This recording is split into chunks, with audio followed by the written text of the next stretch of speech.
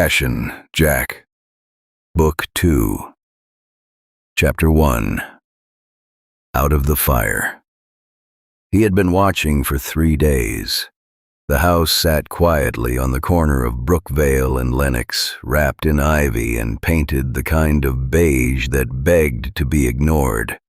A blue minivan was always parked out front. A wreath still hung on the front door, even though Christmas was long gone. ASHEN Jack stood across the street in the tree line, motionless. He didn't blink, didn't shift, didn't breathe like you and I do.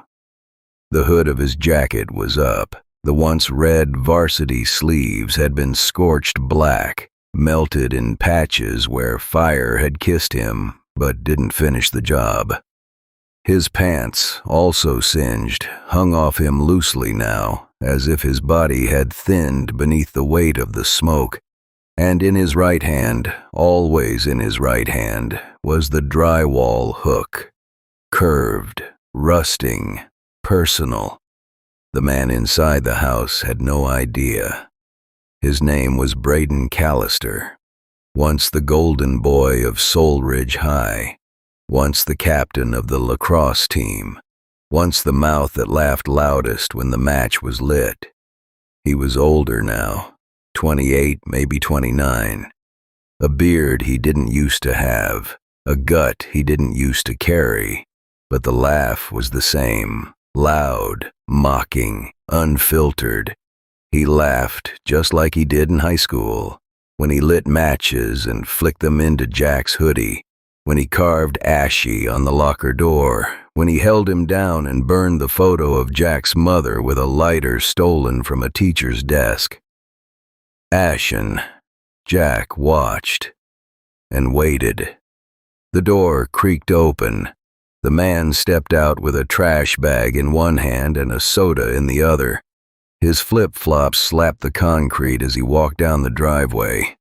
He didn't look up. He never did. ASHEN Jack didn't move yet, not even as the man muttered to himself, tossing the bag into the bin, slamming the lid down, and turning back inside. The hook scraped against the bark of a tree as he turned it slightly in his grip. Tonight. It would be tonight. Midnight came, and the street was dead. No cars, no porch lights, no witnesses. ASHEN Jack stepped into the street like a shadow peeled from the darkness. He moved slow. One step, pause, another. The house stood in front of him now. 3 windows on the second floor, one on the side. The back door was usually unlocked. He knew that because he'd watched the man fumble with the trash cans, leave the back door ajar, and go inside like no one in the world would ever want to follow him. That was the thing about monsters. They never believed in other monsters. The back door creaked open on the first pull. ASHEN stepped inside. No gloves, no sound, just the faintest crunch of dirt from his boots. The kitchen was clean, sterile, refrigerator humming like a nervous breath, a dog dish on the floor with no food in it. He turned to the hallway, moved past the dining room, up the carpeted stairs. Still no sound. He paused on the second floor landing and listened. Snoring. Far end. Left bedroom. He stepped forward, and the floor creaked. The snoring stopped. ASHEN froze. He heard a groan, sheets rustling. The bed frame creaked. A voice muttered something, then a footstep, bare against the hardwood, then another. ASHEN stepped back into the shadows, standing beside the closet at the top of the stairs. The hallway light flicked on, and there he was, the man. No shirt, gym shorts, hair messy. He squinted into the dark, rubbing his eyes. "Hello?" he called out.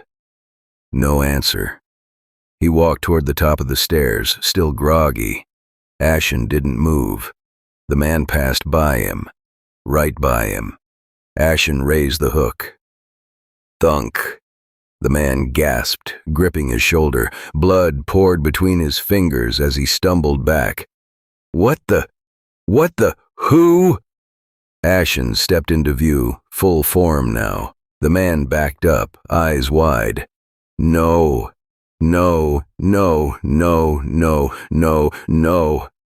Ashen tilted his head. Recognition. That was always the moment he waited for. The scream came late, raw and ugly, as the man turned and ran back down the hallway. Ashen followed. They tore through the bedroom. The man knocked over a lamp, grabbed the nightstand drawer, and hurled it toward Ashen. It shattered. Ashen ducked and swung the hook. The man dodged it, grabbing a golf club from the corner. He swung wildly. Ashen staggered back. The club hit his arm. He didn't drop the hook. He just kept coming. The man screamed and ran into the bathroom, slammed the door, and locked it. Ashen stood outside the door. Silence. Then, boom. Ashen slammed into it. Once, twice. The third time, crack. The frame splintered. Inside, the man was crawling out the window, blood still dripping from his shoulder, feet slipping. Ashen reached for the ankle. Got it, pulled hard. The man fell backward into the tub, knocking the curtain down with him. Ashen climbed in. The man tried to swing again. Too late. The hook came down. Once, twice. The screams stopped on the third hit. The only sound left was water dripping from a cracked pipe and the faint hum of the neighbor's pool filter next door. Ashen stood over the body, breathing slow, steady, alive. He reached into the back of his jacket, pulled out a small yearbook page, folded, singed at the edges. He laid it gently on the man's chest, then took the bloody hook and carved a message into the bathroom mirror. Just one word. Remember. Chapter 2. Danny in the Aftermath. She had nightmares about the sound fire makes when it breathes. It wasn't the crackle. It wasn't the roar. It was the way it exhaled, like it was alive and feeding off what it destroyed. Danny shot up in bed, heart pounding, drenched in sweat. Same dream, again. Ashen in the flames, Moran praying, Aaron screaming, and the mask, burning, screaming back at her with someone else's face. It had been 3 months since the fire on Marshland Drive. 3 months since she'd climbed through a basement window, limping and bleeding and terrified out of her mind. Since she told the police what happened. Since they found the bodies of her best friends. And 3 months since they said, "There's no third body. Just bones, smoke, and a name no one believed in. ASHEN JACK." The sunlight outside her window made the hospital white of her bedroom walls seem too bright.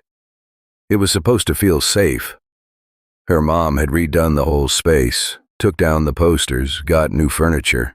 A lavender diffuser hummed quietly on the nightstand like it could chase trauma away. It couldn't. "Danny?" her mom called from downstairs. "I'm up," she called back. She wasn't ready for another day of pretending things were fine. But she got up anyway. The morning ritual was the same. Therapy at 10, followed by coffee with her dad, and then a check-in with Detective Morello, just in case anything new came up. Nothing ever did. Because no one was looking. Not really. At the precinct, Detective Morello offered her that same gentle smile that used to feel reassuring. Now it just felt hollow. He leaned forward, fingers steepled. "Thanks for coming in, Danny. How are you holding up?" She gave the standard answer. "Fine." His eyes narrowed slightly as if he didn't believe it. Good, he shouldn't. "You've been reading the papers?" he asked. She nodded. "You mean the break-in on Brookvale?" "Break-in," he repeated. "Yeah." She leaned forward. "The guy was butchered in his bathtub, right? The media's saying it was a burglary, a random act of violence." He hesitated. "We're still working on the theory." "You know it's him." Morello sighed. "Danny." It's ASHEN Jack." He looked away. "There was no evidence linking this to the Marshland fire. And you said yourself he was burned. He didn't survive." I said I didn't see him die. Silence. "I know what I saw," she whispered. "I believe you," he said quietly. "But belief doesn't make a case." She stood up. "Then I'll make the case myself." That afternoon, she walked past the library, past the park where they used to ride bikes, past the old corner store where they bought blue slushies and talked about horror movies like they were studying for battle. The town hadn't changed, but she had. She saw fear in every alleyway, ghosts in every window. She saw him, and she knew if Ashen was back, the people who laughed, bullied, and burned his name into the floorboards of that school, they were next. The first parent she visited was Mrs. Morales, Aaron's mom. She opened the door with a face that had forgotten how to smile. "Danny," she said, pulling her into a hug that smelled like old perfume and grief. "You look thin." "I'm okay," Danny lied. "I just needed to see you." They sat at the kitchen table, untouched mugs of tea between them. "I miss him," Mrs. Morales whispered. "I know," Danny said, her voice cracking. "Do you dream about him?" "All the time." Mrs. Morales stared down at her hands. "I hope, wherever he is, he knows how brave he was." "He saved me," Danny said, tears threatening. "Both of them did." They sat in silence, and then Danny asked the question she hadn't asked anyone else yet. "Do you believe me? About him? About Ashen?" Mrs. Morales didn't hesitate. "I believe you." That night, Danny laid in bed, staring at her ceiling, the same nightmare pressing against her chest like smoke under a door. One man dead in his own home, and Danny was the only one who knew it wasn't random. Chapter 3. The Second Kill. The front porch light flickered like it had a nervous tick. Ashen Jack stood on the sidewalk, just beyond the reach of the glow, eyes locked on the single-story ranch house. A basketball hoop leaned over the driveway. An American flag hung crooked from the mailbox. It was a peaceful street, quiet, ordinary. But behind that door lived Marcus Webb, another name on the list. Varsity football captain, senior prank king. The guy who once locked Jack in a janitor's closet for 3 hours while the fire alarm screamed overhead, just for fun. He laughed the loudest back then. Ashen was here to hear him scream. Marcus's life looked simple now. A wife, 2 kids, job at a roofing company, normal. But evil doesn't always grow fangs and crawl out of the dark. Sometimes it gets a mortgage and hosts backyard barbecues. Ashen walked around to the side of the house, sticking to the hedges. A small window was cracked open, letting out the sound of a TV sitcom laugh track. He moved past it. Around back, a sliding door led into the kitchen. He'd already watched the routine. Lights out at 10:30. Door rarely locked until midnight. It was 10:42. Click. The door eased open. Inside was dim and warm. The smell of leftover pizza hung in the air. He stepped across the tile, careful not to disturb the water bowl on the floor. A hallway stretched to the left. One bedroom door was closed. Another was cracked open. A kid's room, glow in the dark stars on the ceiling. He kept moving. Then he heard it. The soft rhythm of weightlifting grunts from the garage. Jack tilted his head. Perfect. Marcus stood shirtless, lifting dumbbells like he was still 18. like the town hadn't moved on from his glory days. The garage was his shrine, trophies on a shelf, old team jerseys pinned to the wall, a framed photo of him on prom night. The weights clinked as he dropped them. He turned to the fridge in the corner, pulled out a beer, cracked it, and chugged half. Then he saw the door open, just a shadow, a shape, a figure in the dark. "What the?" he muttered. He stepped forward. That's when he saw the mask. His beer dropped to the floor. "What the hell?" "Hey, get out of my house."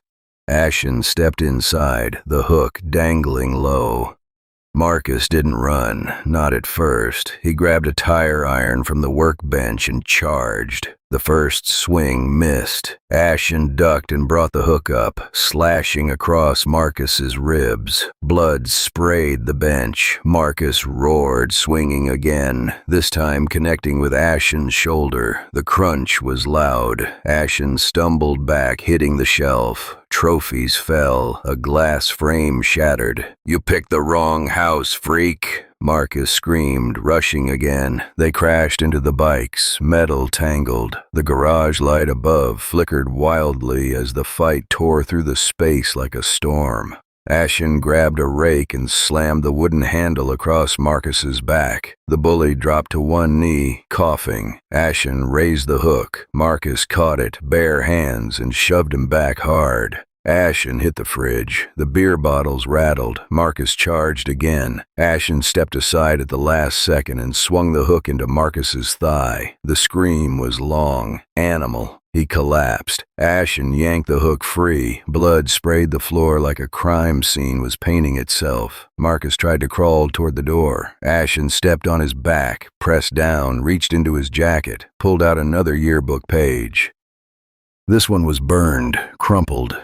Marcus's face circled in red. He dropped it on the garage floor beside him. "You freak!" Marcus gasped. It was just a joke." Ashen crouched low, tilted his head. He raised the hook, not to the neck, not to the heart, to the mouth. The scream was short and wet. The garage fell quiet except for the sound of blood pooling near the dumbbells. Ashen stood slowly, shoulder still dripping, breathing shallow. He walked to the wall, took a black spray can from the workbench, and wrote across the prom photo, "Do you remember me now?"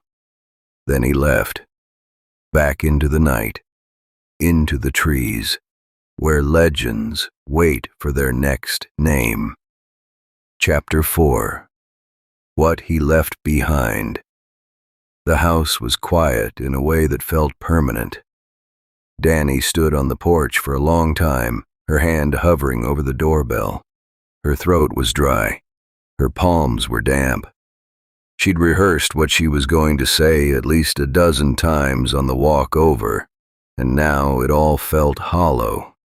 She wasn't ready. She would never be ready. But she pressed the doorbell anyway. Chimes echoed inside like a memory.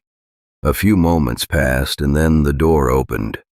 Mr. Ramirez stood in the doorway, shoulders wider than she remembered, but somehow smaller.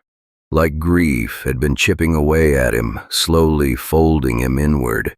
He wore a faded flannel shirt. His beard had more gray than before, and his eyes, they used to be fierce, full of jokes and heat and strength.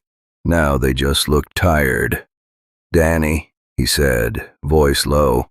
"Hi, Mr. Ramirez," she whispered. He stared at her for a long moment, then stepped aside. "Come in." The living room hadn't changed. Same family portraits, same deep brown couch with the worn armrest where Moran always used to hang upside down like a vampire. Danny half expected to see him swing in and crack a dumb joke about movie monsters or cartoon villains, but he was gone, and the air remembered it. "Can I get you something?" Mr. Ramirez asked as they sat down. "Tea, soda, water?" She shook her head. "No, thank you." He nodded. sat down across from her. The silence stretched. "You're the first to come by," he said. She swallowed hard. "I didn't know what to say. I still don't." "You don't have to say anything," he replied. "You're here. That's enough." Danny looked around the room. Her eyes landed on a photo near the TV. Moran at age 10, holding a toy sword and wearing a Halloween cape. His grin was huge, proud, like he believed the whole world was a story he could win. "I miss him," she said.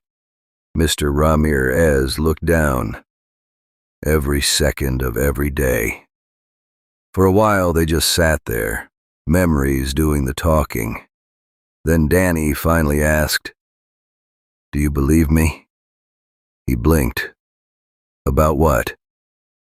"About the house. About what happened. About him." He didn't answer right away. He leaned back in his chair, exhaled slowly, then turned his gaze toward the darkened hallway that led to Moran's old bedroom. "When we first got the call," he said, "they told me it was just an accident, a fire, kids in the wrong place at the wrong time. And I wanted to believe that. I really did." His jaw tightened. "But then I got the box." Danny sat up. "What box?" They returned Moran's things, his clothes, his necklace, his phone. He glanced at her. It was burned, but not completely. "I took it to a tech friend of mine. He recovered some of the data." He stood, walked to the bookshelf, and returned with a small external drive. He handed it to Danny. "Play the last video." Danny plugged the drive into her laptop later that night. There was only one file. She clicked it. The screen flickered to life. It was shaky, dark. Moran's voice came through, quiet, urgent. "Aaron's down. We're trapped in some back room. Danny's trying to get out the window. I don't know who he is, but he's real. If we don't make it..." A loud thump interrupted him. Moran turned the camera toward a flickering hallway. A shape moved past. Not a ghost, not a shadow. ASHEN Jack, real, walking, holding the hook. The video cut out. Danny sat frozen, hand over her mouth. Tears rolled down her cheeks. She called Mr. Ramirez. He picked up on the first ring. "You knew," she whispered. "I didn't want to believe it until I saw it for myself," he said. "But now I do." Danny stared at her laptop screen. "You're not alone, Danny," Mr. Ramirez added. "Not anymore." That night, she stood at her bedroom window and looked out at the town. Somewhere out there, Ashen was moving. She was sure of it. And now, someone else was too. Danny didn't sleep that night. At sunrise, she drove straight to the precinct. She slammed the external drive down on Detective Morello's desk. "No more I believe you," she said. "Prove it." He opened the file, eyes narrowing. Watched the shadow pass the hallway. Watched the hook gleam. Watched the silent figure walk through fire like it welcomed him. He paused the frame, zoomed in, jaw clenched. "Where did you get this?" Moran recorded it. The night he died. He stared at the screen, then at her. "I need to escalate this." She leaned forward. "You need to catch him." Chapter 5. The Trap. Ashen. Jack stood at the edge of the woods again. Different house, different street. Same storm brewing in his chest. The name was Kyle Jenkins, former wide receiver, known for locker room cruelty. The guy who filled Jack's locker with dead rats and lit firecrackers under his desk while the class laughed. But Kyle hadn't stayed in town. He'd moved across the river, built a house on a quiet lot surrounded by trees and privacy. That was fine. Ashen could move too. He watched from the cover of a dense pine cluster as Kyle stepped out of his house, wearing a gym tank and holding a flashlight. The guy was still built, shoulders like tree trunks, tattoo down one arm, confidence in every step. He scanned the yard, nothing but night. He grunted, turned around, and walked back inside. The lights went out minutes later. Ashen waited another 20, then moved. He stepped lightly through the grass, avoiding the crunchy frost patches. The back door was reinforced glass, not an easy entry, but the basement window, half hidden behind a trash bin, had a hairline crack from weather damage. He crouched, pried it open, slipped inside. The basement was finished, almost luxurious. Pool table, mini fridge, flat-screen TV mounted above a bar. But Ashen didn't stop to admire the decor. He moved to the stairwell, quiet, measured. He paused when he reached the top of the stairs and pressed his ear to the door. Silence. He pushed it open. That's when every light in the house exploded on. Beep, beep, beep. A security alarm screamed through the house. A steel plate slammed down over the back door. The front door did the same. Metal shutters dropped over the windows with a heavy clunk. Ashen stood still, just for a second. Then Kyle's voice came through a speaker system. "I knew you'd come for me, freak." Ashen turned. "You think you're smart. You think you're scary. But I've been ready since the second I saw your name in that article." Ashen gripped the hook tighter. "You made a mistake picking me." Footsteps thundered above. Then Kyle dropped down the stairs with a crowbar in hand and military-grade body armor strapped to his chest. His eyes locked on Ashen with the kind of wild intensity you only see in soldiers and lunatics. "I was hoping it'd be you," Kyle hissed. Then he charged. The first clash was brutal. Crowbar versus hook. Metal slammed against metal. Sparks flew. The living room echoed with violence as Kyle shoved Ashen back, tackled him into the side table, and sent him crashing through a shelf. Ashen rolled, staggered, swung low. The hook grazed Kyle's thigh, but the armor took most of it. Kyle laughed. "That all you got, fireboy?" He kicked Ashen in the stomach, sending him sliding across the floor. Ashen coughed once, then stood. Blood ran from his shoulder where the crowbar had clipped him. He raised the hook again. Kyle circled. "I've got the whole house wired," he taunted. "You're not getting out. No windows, no doors. Just me and you. Let's finish what you started." Ashen said nothing. He didn't need to. The fight turned chaotic. Kyle swung wildly, trying to break ribs. Ashen ducked low, slicing at legs, arms, any exposed skin. They crashed into furniture, into walls. Blood smeared the hardwood. Kyle got a solid hit across Ashen's back. Ashen went down hard. Kyle raised the crowbar high. "This is for the rats," he hissed.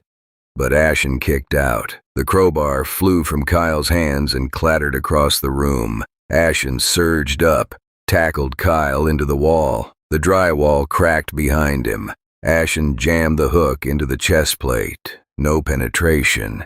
He ripped it free, then struck again, this time catching Kyle in the neck. Kyle gasped. Blood sprayed the wall. He stumbled, hands clutching at the wound. Ashen advanced. One more swing. The hook drove into Kyle's headboard mirror. The glass shattered. Kyle's body collapsed onto the bed beneath it. Still, silent. Ashen stood over him, gasping for air. He looked around at the bloodied walls, the shattered furniture, the trail of destruction. This wasn't revenge anymore. It was survival. He walked to the kitchen, found Kyle's phone on the counter, smashed it, then pulled out a yearbook page from his coat, one of the last he had. Kyle's face, circled, a red X now scratched through it in blood. He taped it to the wall with clear strips from Kyle's own junk drawer. Then he limped back to the basement, crawled through the same window he entered from, and disappeared into the woods before the alarms finally reached someone who'd care. Chapter 6. The town starts to crack. 3 dead in 2 weeks. Detective Mo Rello laid the photos out one by one on the table like playing cards. Kyle Jenkins, Marcus Webb, Braden Cal Leister. Different neighborhoods, different lifestyles. Same ending. Danny stared at the images, her fingers clenched in her hoodie pocket, jaw locked. "He's escalating," she said.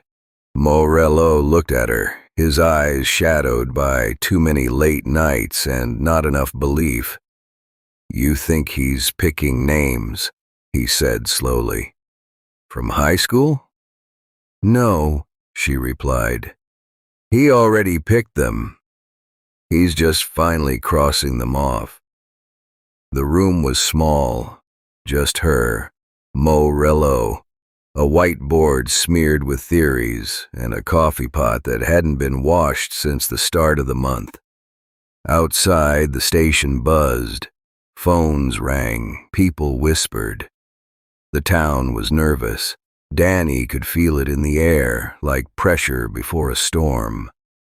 "You said you found information on the video," she pressed. Morello nodded. "We pulled the metadata. It's legit, time-stamped, unedited." "And?" He hesitated. "It's enough to confirm someone was in the house, someone wearing a mask, but no prints, no DNA, no ID." Danny stared at him. "You know it's him." Morello rubbed his face. "I know it's something." She stood. "Where are you going?" he asked.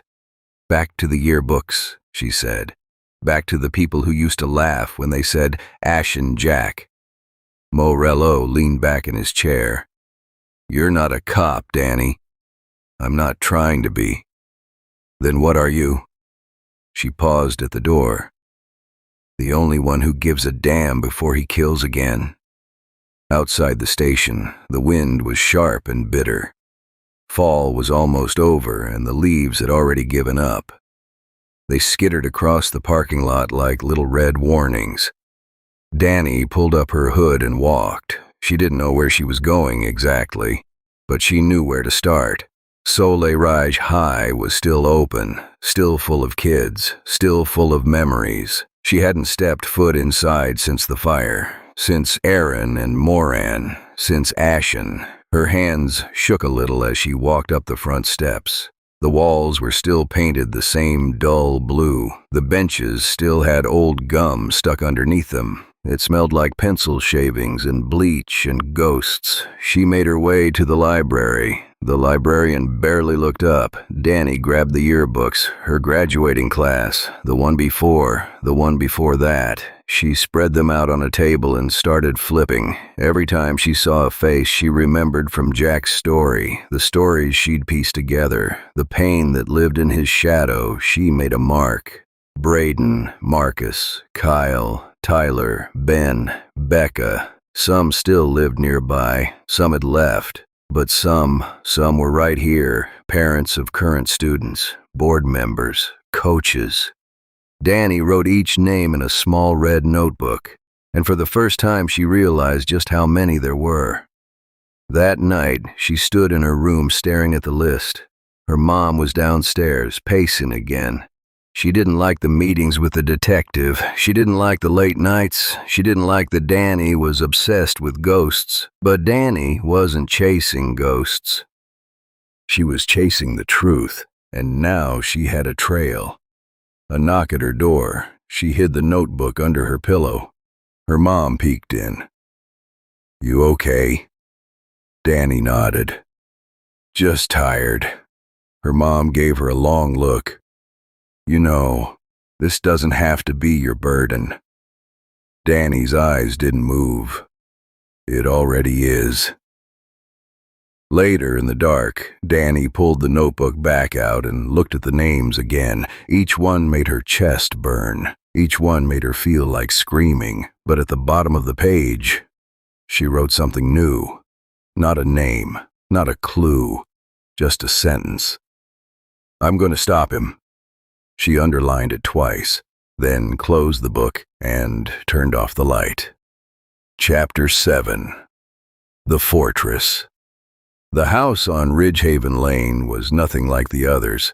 It wasn't the biggest, it wasn't the fanciest, but it had cameras in the corners, motion lights that flicked on at every raccoon scurry, and a reinforced storm door that would make a prepper nod in respect. ASHEN Jack watched from the woods anyway. He didn't care how strong a door was. They always opened eventually. Her name was Becca Lane, cheer captain, homecoming queen, cruel in that quiet, surgical way. She wasn't the one who threw punches or set fires, but she whispered. She spread rumors. She laughed when Jack's clothes were taken from the gym locker room and strung from the flagpole. Now she lived alone, divorced. 2 kids who stayed with their dad on weekends. Tonight was one of those weekends. Tonight, she was alone. ASHEN moved through the trees like a fog. Quiet, patient, unblinking. He didn't try the front door. He didn't need to. He found the vent in the side of the house, too small for most men, but not for him. Not after years of hiding, shrinking, starving. The vent cover came off with one twist of his tool. He slithered through the crawl space like a shadow. Inside, the house was all marble and mirrors. Modern, cold. A picture of Becca and her 2 kids sat on a glass table beside the stairs. The kids were laughing. She was smiling in a way that made ASHEN feel heat behind his eyes. He knocked the photo face down. He heard her before he saw her. Music in the bathroom. Something soft. A playlist. Maybe old high school tracks. Then water. A tub running. ASHEN moved up the stairs slowly, each step rehearsed. His hook was lowered, eyes fixed ahead. But when he reached the top of the stairs, click! The hallway light came on. A voice crackled through a small speaker in the ceiling. "I see you." ASHEN froze. The bathroom door slammed shut automatically. A steel panel dropped over the stairs behind him. "You think you're the only one who's changed?" Becca's voice echoed. "I knew you'd come. I've been waiting." ASHEN turned slowly, looking around the ceiling. "You made a mistake coming here, Jackson." The floor beneath him jolted, a flash of blue, taser grid. ASHEN convulsed and hit the floor. For a moment, everything blurred. The hallway twisted. His limbs went numb. Sparks danced across his vision like insects made of light. He rolled over, coughing. Above him, a vent word. Gas. Something sweet and synthetic. ASHEN yanked his jacket collar up and crawled into the bathroom. The tub was full, water steaming, the curtain drawn back. No sign of her. But on the wall, written in lipstick, round 2. She hit him from behind with a fireplace poker. Hard. He stumbled forward, slammed into the tub. She didn't hesitate, swung again. He caught the 3rd swing with his hook, ripped the poker from her grip, and shoved her back into the towel rack. She grunted, rolled, grabbed something from beneath the sink, pepper spray, right to the face. ASHEN staggered back, swinging blindly. Becca didn't run. She grabbed the taser from the hallway trap and jabbed it into his side. ASHEN screamed. For the first time in a long time, he screamed. But rage is stronger than pain. He twisted, grabbed her wrist, slammed her into the sink. The mirror cracked. She struggled, kicking, scratching. "You should have stayed forgotten," she screamed. He tilted his head, then drove the hook into her stomach. Silence. She gasped once, twice, then dropped. The floor was slick with blood. The taser crackled once, then died. Ashen stood over her, shaking. Every muscle burned. His face was raw, eyes swollen from the spray, but he was alive, and she wasn't. He dragged her body into the tub, let the water turn red, then took out the yearbook page, her smile frozen in time, and set it on the edge of the sink. He carved 2 words into the cracked mirror. "I remember." As he slipped back through the crawl space, limping into the night, one thought burned hotter than the pain. He'd almost lost, but he didn't. And next time, he wouldn't get that close again. Chapter 8. Fake Candles, Real Graves. It was supposed to be a vigil. The mayor stood on the makeshift stage in front of Bethlehem Town Hall, holding a wireless mic and squinting into the press lights like this was just another fundraiser. Behind her, a banner read, "In memory of those we lost." Photos hung beneath the words, Braden, Kyle, Marcus, Becca, smiling, edited, framed in floral borders and forced sentiment. The crowd held little electronic candles that flickered with battery-powered light. Danny thought it was all bullshit. She stood in the back, hood up, arms crossed, notebook pressed against her ribs. She watched the town, her town, pretend to care. People who once laughed when kids were bullied. People who rolled their eyes at Ashen's name. People who ignored the rumors and buried the truth. Now they were here, in scarves and jackets, pretending they'd lost something precious. The mayor cleared her throat. These attacks are not only shocking, they are senseless. The victims were parents, neighbors, mentors. Their lives were taken by a coward who hides behind a mask. The crowd murmured in approval. Danny's jaw tightened. "I've spoken to our law enforcement team," the mayor continued. "We're increasing patrols, installing more lights, and setting a curfew for minors. We will restore peace to Bethlehem." More applause. Danny's stomach turned. After the mayor stepped down, a few people lit real candles and passed them around. A choir sang something soft and hollow. And then came the part Danny had been dreading. Open mic. A woman walked up, Kyle's sister. Danny remembered her from school. She gave a tearful speech about how kind her brother had been, about how he mentored kids at the YMCA, about how he didn't deserve this. Danny wanted to scream, but she didn't. Not yet. Another speaker, then another, until finally they asked, "Is there anyone else who'd like to say something?" The mic sat in silence. Then Danny stepped forward. People turned. Whispers rose. She walked up the steps and took the mic without asking. Her hands shook, but her voice didn't. "My name is Danny," she said, "and I survived ASHEN JACK." The crowd went still, dead still. "I was there, in the house, when Aaron and Moran died. I watched my friends get slaughtered while the rest of you buried the story. And now he's back." Someone near the front scoffed. The mayor stepped forward, reaching for the mic. "Miss, this isn't—" Danny turned. "Don't.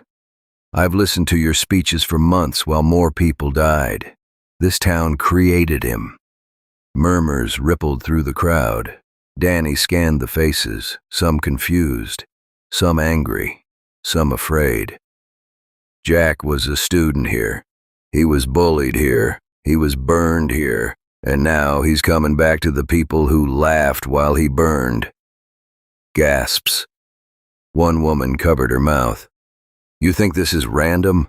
It's not. He's crossing off names. People who heard him. People who watched. The mayor stepped in again. That's enough.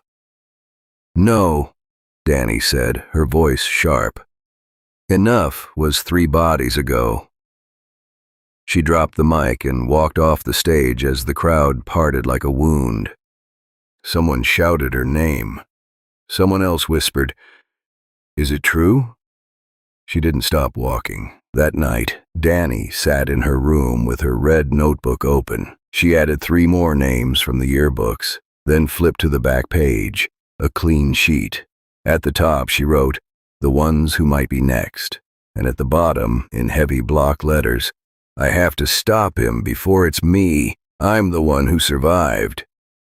Chapter 9. The One That Fought Back. Ashen. Jack didn't know the man's name back then, but he remembered the moment. Senior year, cafeteria floor, spilled tray, everyone laughing, and one voice louder than the rest saying, "You belong in a cage." He never saw the face, but the voice, it stayed with him. Now, Ashen knew who it was. Ben Hargrove, former tight end, loudest mouth in the locker room, the kind of guy who could make cruelty sound like comedy. Now he lived alone, tucked behind trees on the edge of Bethlehem, a quiet house with thick walls, motion lights, and a flag mounted proudly on the porch. Ashen had scouted it for 3 days. No kids, no wife, no visitors, just Ben and that voice. Tonight, he came from the woods. Fence, no problem. Cameras, disabled. Garage window, already cracked. Ashen slid through the gap like he belonged there. Inside, the garage was quiet. A red light blinked on the security panel. He stepped around it, cut the feed from the breaker. The house dipped into darkness. Then click. "I was hoping you'd come, cage boy." Ashen turned. Ben Hargrove stood in the garage doorway. T-shirt, tactical vest, pump-action shotgun in one hand, flashlight strapped to the other. "Been watching the news. Saw what you did to Kyle and Becca. What's the plan now? Slice me up and vanish like some horror movie wannabe?" Ashen tilted his head, eyes locked on the shotgun. Ben laughed. "Come on, I thought you liked the heat." Ashen slammed into the hallway, knocking over a coat rack, then darted into the living room. The place looked like a military catalog.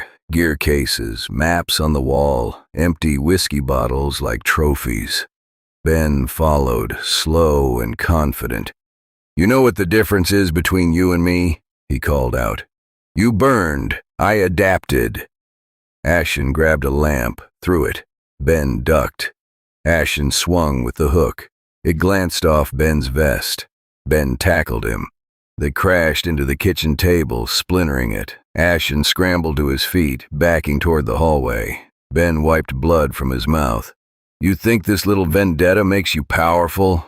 You're just the ash left behind when the rest of us moved on." Ashen threw a chair. Ben blocked it, raised the shotgun. Ashen ran. He ducked into the bathroom, slammed the door, locked it. Blood soaked through his sleeve. He tied a rag around it tight, breath ragged, heartbeat thundering.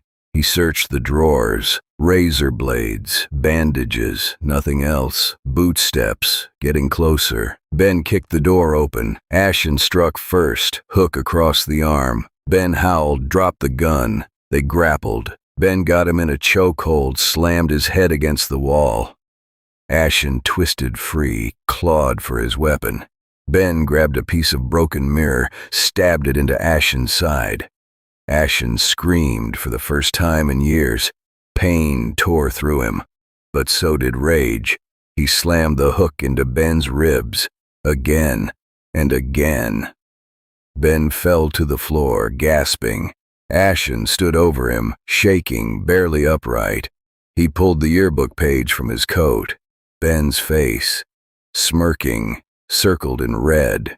Ashen dropped it on the floor, then carved into the wall above the sink. No one forgot. He limped out the front door. The wind hit his face like cold steel. He didn't look back. Chapter 10. Ash over Bethlehem. By morning, the whispers had turned into warnings. Bethlehem buzzed with the kind of fear that stuck to skin, like smoke you couldn't wash off. News vans were parked outside the precinct. Patrol cars crawled through neighborhoods that hadn't seen cops in years. People locked their doors during the day now. Kids were pulled from school. Neighbors watched each other like strangers. ASHEN Jack wasn't a myth anymore. He was real, and he was killing the past. Danny stood in front of the old corner store with a cup of gas station coffee she hadn't sipped. Her fingers tapped against the side of the cup, her eyes on the newsstand. Another headline: Fourth body found in Bethlehem, killer still at large. The article quoted the mayor. "We urge the public to remain calm." It quoted the police chief. "We're pursuing leads." It didn't quote her. They still hadn't said his name. Cowards. She crossed the street to Soul Ridge High. School wasn't canceled, but it might as well have been. Half the student body was out. Hallways were half full and fully silent. Teachers spoke in whispers. Security guards stood at every entrance now, hands near their belts. She slipped into the library. Same table, same yearbooks. She opened the notebook and started cross-referencing again. Braden, Ben, Kyle, Marcus, Becca, all circled, all gone.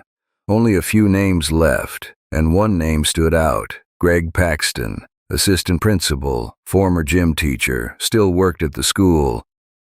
He'd been there back then. She remembered him. He used to say things like, "Some kids are just built to be broken." Ashen would remember him too. Danny found herself staring out the library window. The sky was overcast, clouds heavy and low. The kind of weather that made people light candles without knowing why. She grabbed her phone, called Morello. He picked up on the third ring. "Danny, I have another name." A pause. "You've been right about the last 4. Then listen to me about the 5th. The precinct was chaos. Reporters outside, phones ringing, officers running from desk to desk with file folders and coffee stains. A city pretending it wasn't on the verge of cracking. Danny met Morello in his office. He looked exhausted, shirt wrinkled, eyes red. She handed him the name. Greg Paxton. He was there. He let it happen. Morello nodded slowly. "I've already got units watching him. We're trying to find a pattern in how Ashen picks his moments." Danny shook her head. "There is no pattern. There's only pain. He's crossing off names like scars. You think Paxton's next?" "I think he should be scared." Back at home, Danny sat on her bedroom floor, red notebook open, pages filled with messy handwriting and black ink stains. She started sketching a timeline, not of deaths, of silence. Each year, each time someone saw something and said nothing. And at the center of it all, ASHEN Jack. Burned, but not buried. Her mom knocked gently on the door. "You okay, honey?" Danny didn't answer right away. Then, "I think it's almost over." Her mom stepped inside. "The police?" "No, him." Her mom sat beside her, touched her shoulder. "Are you afraid?" Danny looked down at the names. "I'm angry." Outside, somewhere past the edge of town, someone else lit a match. Somewhere else, someone's memory caught fire. And somewhere in the dark, ASHEN Jack crossed another name off his list. Chapter 11. The Wrong House. ASHEN stood at the edge of Maple Drive, watching the house. It looked familiar. Tan siding, red shutters, two-car garage, a basketball hoop above the driveway with a bent rim, just like it had back then. He didn't know the name of the person who lived there now, but he remembered this house from senior year. He remembered the laughter, the chants, the way they lit a bonfire in the backyard and made him watch something precious burn. He remembered the house, not the face. And that was the mistake. It was quiet tonight, lights on inside, car in the driveway, no fence in the back. ASHEN moved in silence, over grass, past trash bins, up the deck stairs. The sliding door was locked. He didn't care. The hook cracked the glass with one clean hit. Inside was warm, lived in, pictures of smiling faces on the wall. He didn't look at them. He moved through the kitchen, heard music faintly from the other side of the house, acoustic guitar, something soft. He walked through the hallway and found the living room. Someone sat on the couch. A woman, mid-20s, blanket over her legs, a cup of tea on the table, hair in a messy bun, glasses sliding down her nose. She looked up. They locked eyes. Her face twisted in horror. Who are you?" She bolted off the couch, tried to run. ASHEN followed, hook raised. She made it to the hallway, but slipped, hit the wall hard. ASHEN was on her. She kicked, screamed, "Please, you've got the wrong." The hook came down. It was fast, messy, desperate, ugly. When it was over, the hallway was silent, but soaked in red. ASHEN stood over her, breathing heavy. He dropped the yearbook page on her chest. But when he looked down, the photo wasn't her. His breath caught. He knelt, pulled the page back, checked the eyes, the nose, the teeth. Wrong. Everything was wrong. This wasn't the girl from high school. This wasn't anyone from the list. He'd just killed a stranger. For a moment, only a moment, his hand shook. The hook slipped from his fingers and hit the floor with a soft, empty ring. He stared down at the woman, at the crumpled softness of her cardigan, at the tea still steaming on the coffee table, at the paperback novel dog-eared beside a coaster shaped like a sunflower. She had been reading. She had been alone. She had been someone, and she had been nothing to him. ASHEN Jack backed away from the body. His breath came in shallow, ragged pulls. Somewhere in the house, a clock ticked with terrible normalcy. Tick, tick, tick. He wiped the yearbook page back into his coat, but his hand wouldn't stop trembling. His side burned where Becca's mirror shard had cut him a week ago.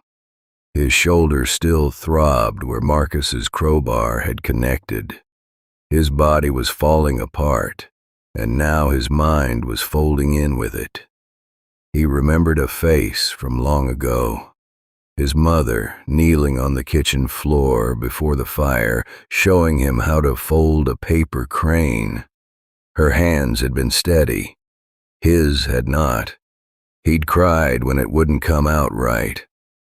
She had smiled, said, "It's okay to make a mess sometimes, Jackson. That's how you learn."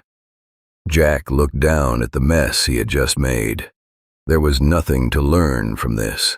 He backed into the hallway, slipped on his own bloody footprint, caught himself on the doorframe.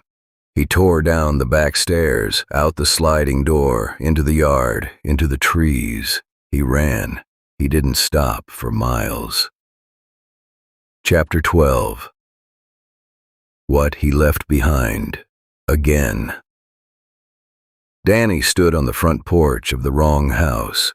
Yellow tape, blood on the welcome mat. A woman's shoe kicked into the flower bed, still upright, as if its owner might come back for it any second.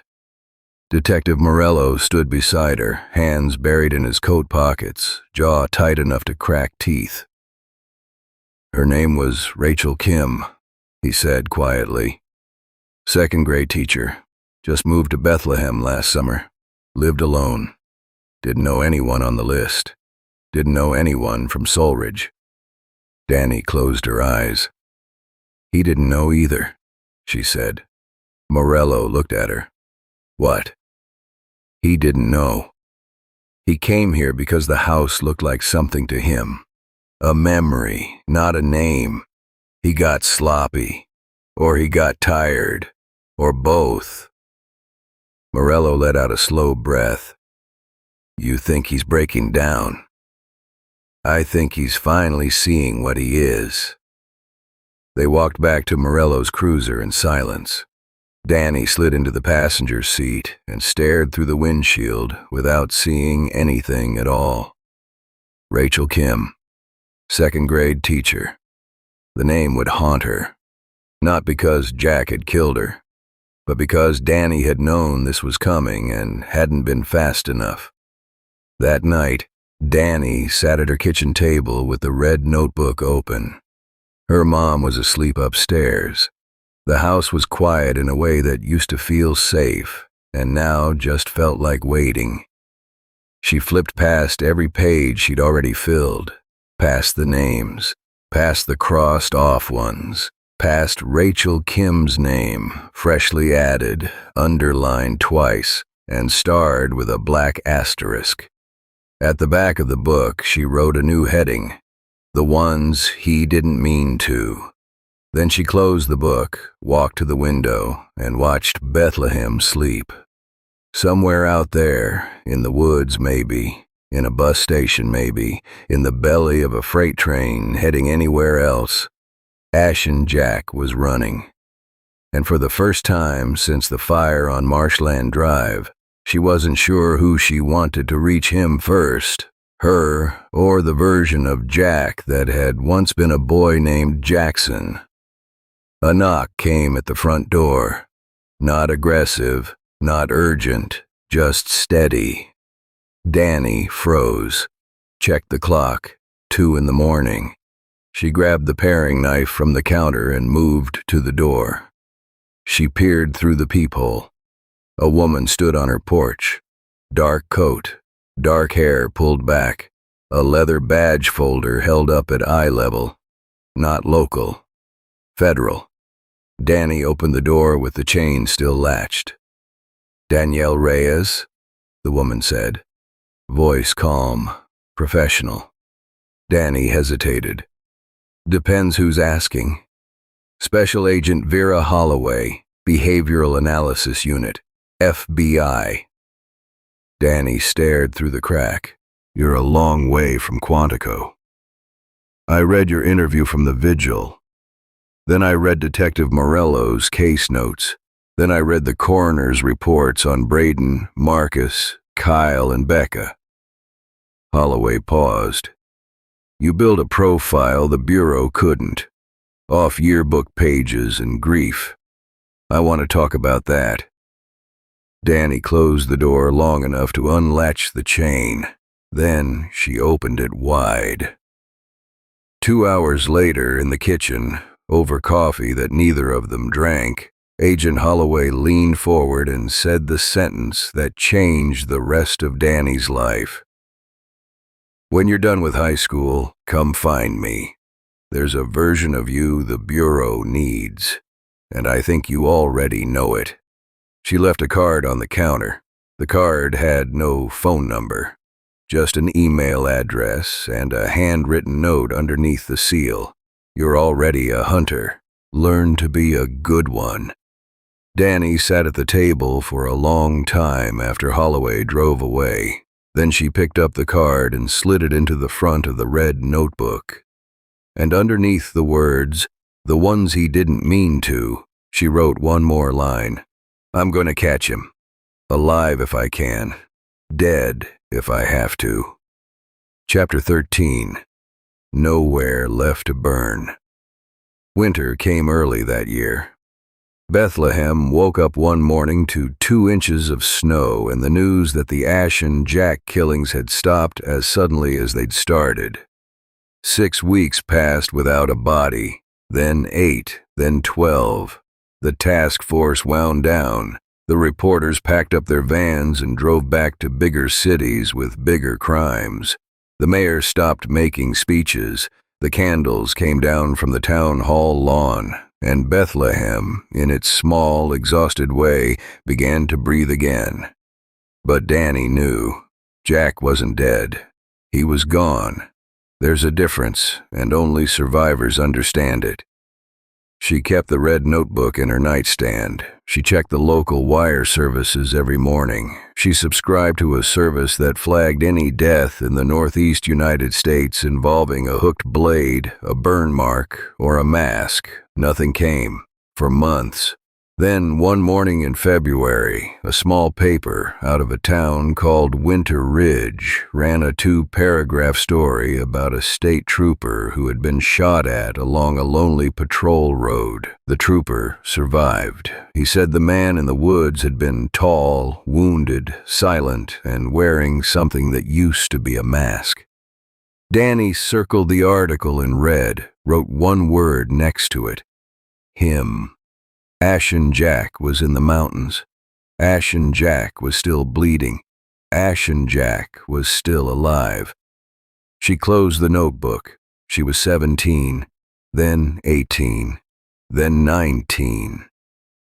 She graduated Soul Ridge High in a black gown with a black armband pinned to her sleeve for Aaron and Moran. She spoke at her graduation for exactly 45 seconds. She said, "Some of us made it, some of us didn't. I'll carry both of them with me for as long as I'm allowed to be here.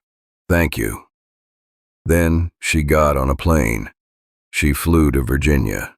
She wrote the email on the card Agent Holloway had left on her counter.